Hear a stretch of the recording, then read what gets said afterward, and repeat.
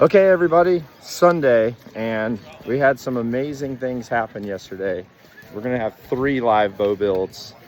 A lot of turn of events, but she got a bow yesterday and from her dad, and I built this bow last night and we just put the first arrows through it. And let's get down here. Come on around. That is ridiculous. Such amazing shooting.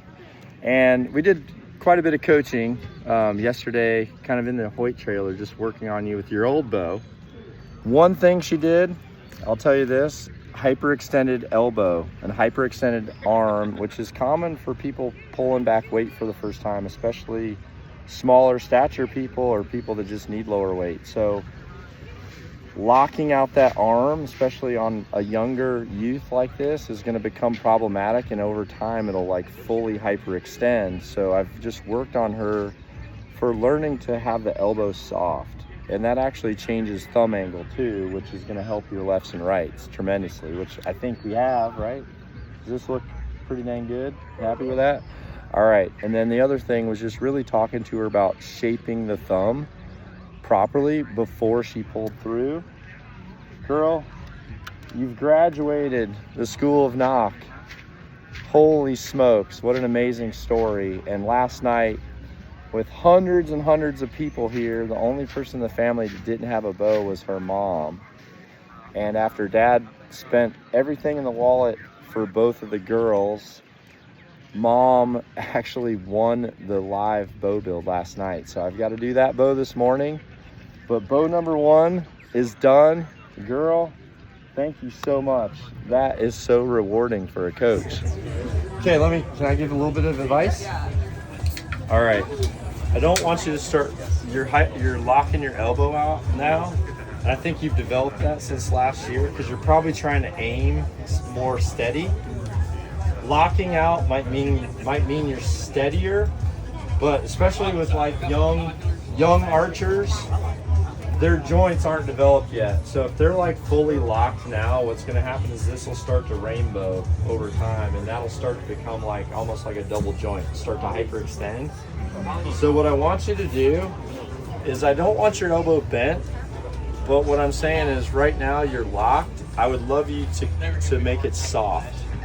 So just let that tip of the elbow point down to 7 o'clock, just like this, so it's soft. And this thumb is going to be at 2 o'clock now, instead of being hyper locked out at 12. Okay?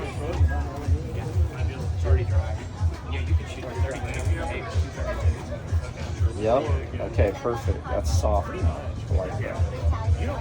Plenty of thumbs. Keep that thumb where it is. I want that elbow to just come smooth. Can you guys see the difference? Did you see the difference between those 2 shots? The body is like reacting dynamically this way. Before it was very like, it was a vice, and it was like the bow going off, but no action of the body. So that was like a static shot activation versus what you just saw was dynamic shot execution. Everything was going. And so when you start to try to aim and freeze, a lot of time your body is like trying to lock down that vice to make that more and more steady. And it's a progressive thing. I can see it in archers all the time. First thing is locked out elbow. Then comes the front hip will then start to slowly come. Then the archer starts to get unstable again. So then they start to load the bow, and they've got a lot of front weight. And then once they realize they can't hold that much front weight without really getting interference, they load the back weight so that they can kind of straighten back up. And all you're doing is like trying to lock this into aiming mode, and it shouldn't be about the aim. It should be about like trusting the fact that your subconscious is bringing that back to center, but it needs to be about the process of dynamically coming through that system. And when you're doing it that way, your pin is going to be returning back to center way more than just locking up at 6 o'clock or locking up at 12 o'clock because you're just creating a vise, and that vise rarely locks in on the X. It is gonna lock in somewhere to where you can see the X, but where you're not covering it. This way, she is covering it and she is moving on and off of it because she's dynamically pulling. She might cover it, she might come off, she can see it again. Her brain is okay with that because it sees what it's looking at, and then she may cover it, it might move off again. It's like peekaboo. You know, if you do peekaboo and all you do is that all the time, eventually you're like, is that guy even still back there? That's what your brain's doing when you fully block and lock on a target. Eventually it's like, I don't even know if what I'm aiming at is still back there, so guess what it does? It just wants to see you. But if you're embracing float to where I'm like, I can see you, I can see you, I can see you, I can see you, it's always coming back to center. It's just two totally different like mental approaches to like what's important. Give me another good one, girl.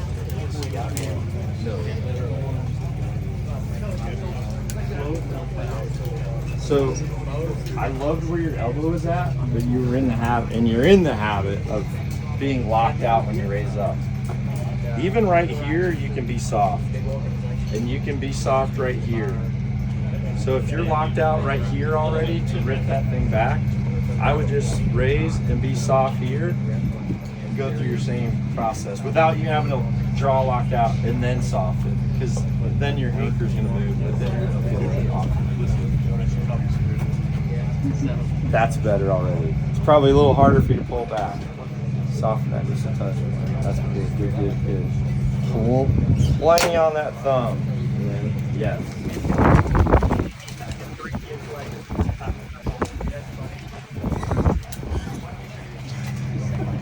This time when I tell you to shake, freeze where you're at, let me come behind you, and I'm gonna talk with you about that pull through, okay?